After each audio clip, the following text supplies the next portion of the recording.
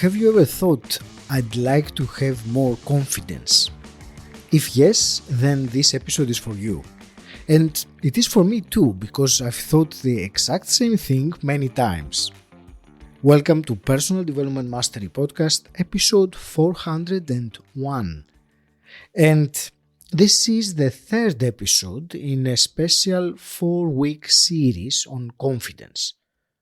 In the first episode of the series, we discovered the process of how confidence works. In the second episode, we took action with 3 simple techniques that are very useful for increasing our confidence. And today, in episode 3, I hand it over to my remarkable guests. I'm going to play you 4 short snippets of wisdom from 4 of my previous guests.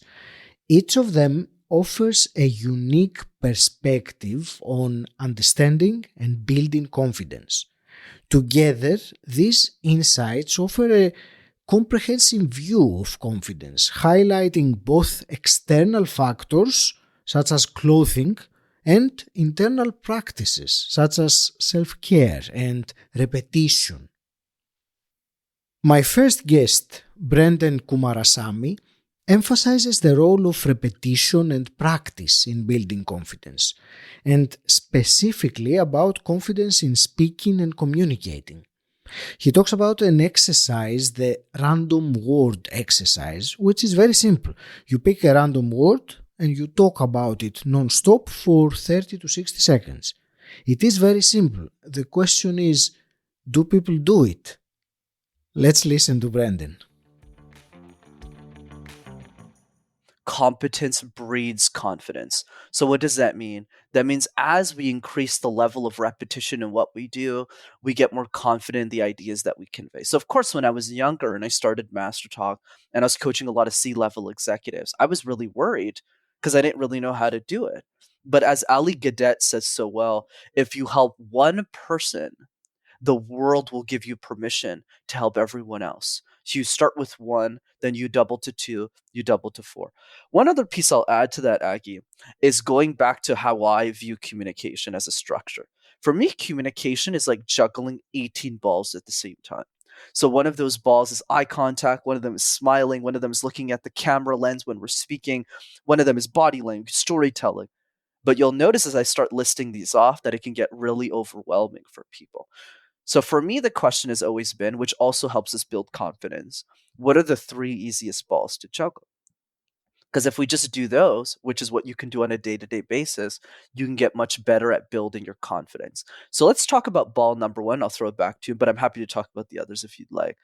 So the random word exercise, it's really simple. It's just nobody does it. So people listen to that tip, Aggie, and they go, oh, random word exercise. Okay, so I pick cup and I do this with my kids and I go, okay, you get xylophone, I get trombone, then you get home. But the problem is nobody does it. That's the challenge. Whereas me, I've done the exercise 3,000 times. So for you who's listening to this, I challenge you to do it 5 times a day. And for those of you who tell me you don't have time, you all shower every day, hopefully. So you got 15 minutes in there to do the random word exercise. And if you do it for a month, you'll have done it 150 times. So that's is what builds confidence. The second snippet I'm going to play you is about the look good, feel good principle. My guest, 𝗣𝗢𝗜𝗚𝗧𝗦 𝗧𝗔𝗠𝗣𝗦 emphasizes how clothing affects self-perception and confidence, and she points to studies that highlight the psychological impact of our wardrobe choices. Let's listen to her. It's the look good, feel good principle. The people often say, well, if you look good, you'll feel good. And there wasn't necessarily hard science or any kind of science to back it up. And there were studies done several years ago now at the Kellogg Institute. And there was a doctor, his name is slipping my mind. But they did this study where they wanted to figure out what the link was between what people felt about what they were wearing, what they thought about what it was that they were wearing, and then how they performed. So they used an experiment with lab coats. And what they did was they talked to their so some of the subjects, they would take a test. Then they would randomize control for the answers, and then they would get them, put them in a lab coat and get them to take the test again. And across the board, they performed better when they were wearing the lab coat, but only if they did the interviews afterwards, only if they identified the people that were taking the test, if they identified a lab coat with someone who was smart. Like scientists wear lab coats, doctors wear lab coats. So if I wear a lab coat, I must be smart. So cognitively, they were able to kick up their ability and do better the next time around on the test, even though, of course, it wasn't the same test. They controlled for that, but they did better cognitively on the second test than they did on the first. Now, for those people who associated the white coat with like more manual labor, like an auto body worker or a factory worker, because those people also wear white coats, the effect was not there. So it was not only the garment itself, but also what the person thought about the people who wear those garments or their impression of it. So that was one of the experiments where they started to look at, what you put on your body actually makes a difference. And there was another experiment where they put men in suits. So they had, in negotiation, they wanted to see the impact of clothing on negotiation. So they had a control group that just wore what they were wearing to the experiment. They had one group that they put them in sweatpants and t-shirts. And they had another group of men that they put in suits. And when they did that experiment, what they found was the men in suits gave up less ground in their negotiations and negotiated quite a lot more on average, something like $1.2 million more in a deal on average. And they also found that they produced more testosterone when they were wearing suits. So sometimes when I'm giving talks to, audiences that have a lot of men or, male representing people in them, I'll say, look, if you want to produce or reproduce, you should probably get a suit.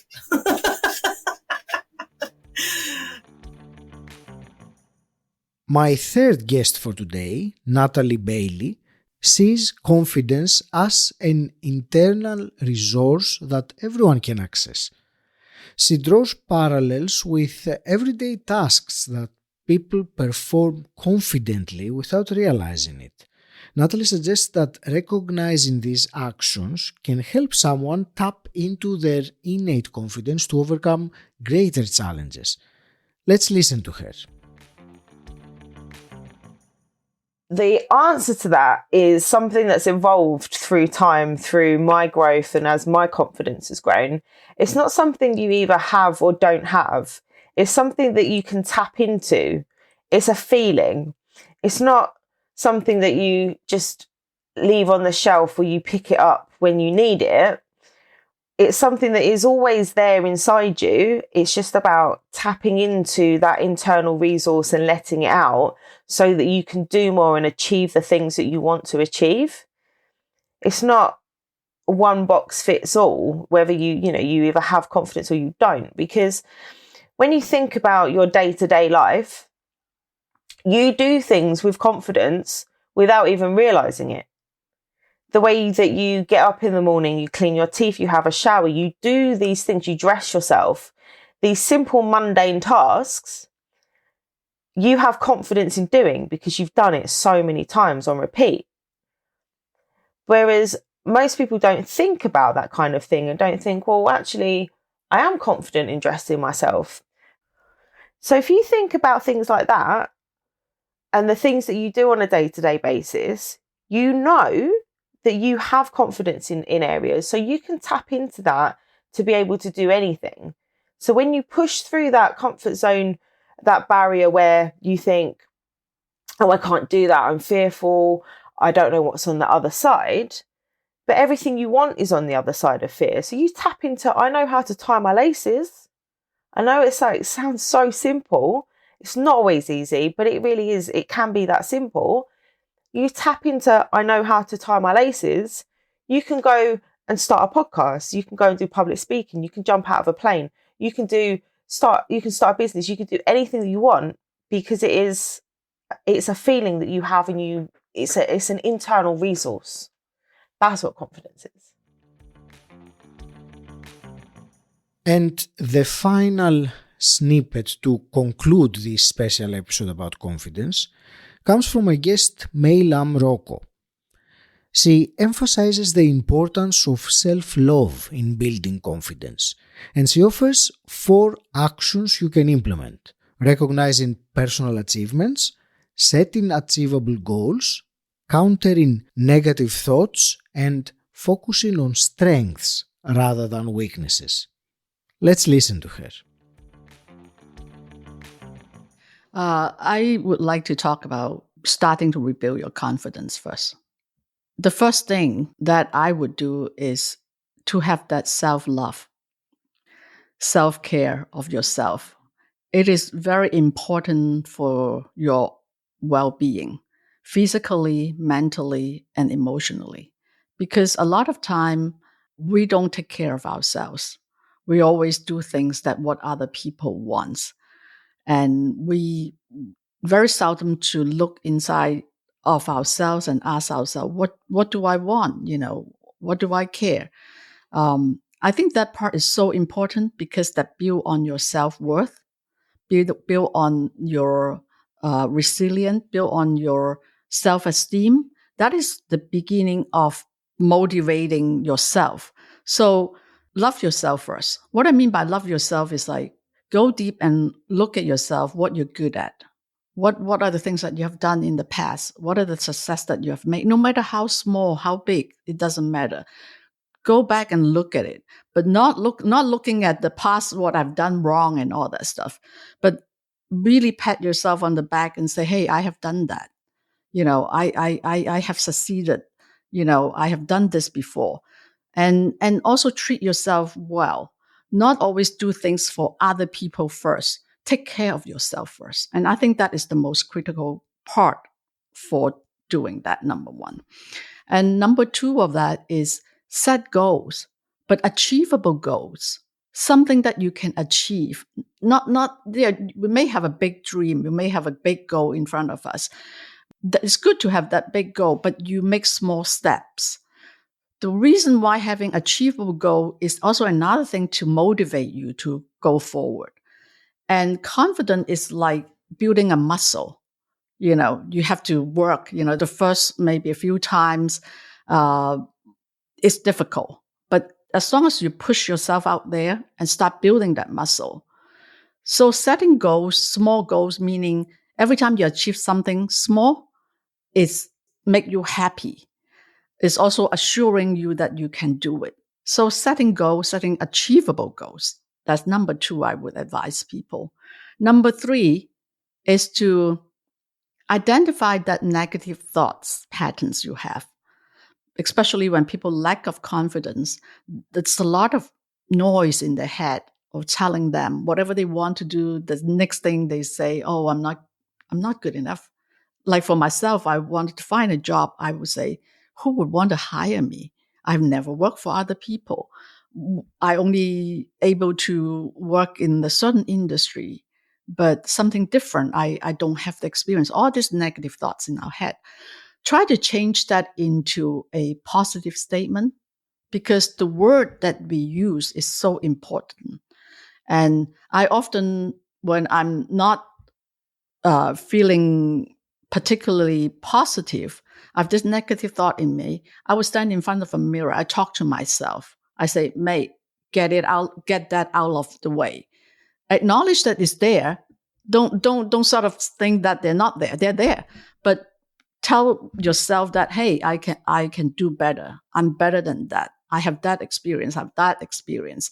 So recognizing that negative thoughts and replace it with something positive, in the long run, it will help. And then the fourth thing I was saying is, I would say learn from mistakes, but I don't like to use the word mistakes, because it's a negative part of it. There's something that things that doesn't have the result that you want, learn from it. And because there's a lot of opportunity for us to learn and grow from the experience that we have.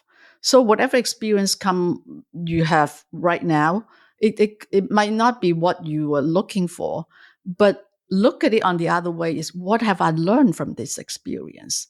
And then this other thing, again, is building up your confidence, building up your self-worth.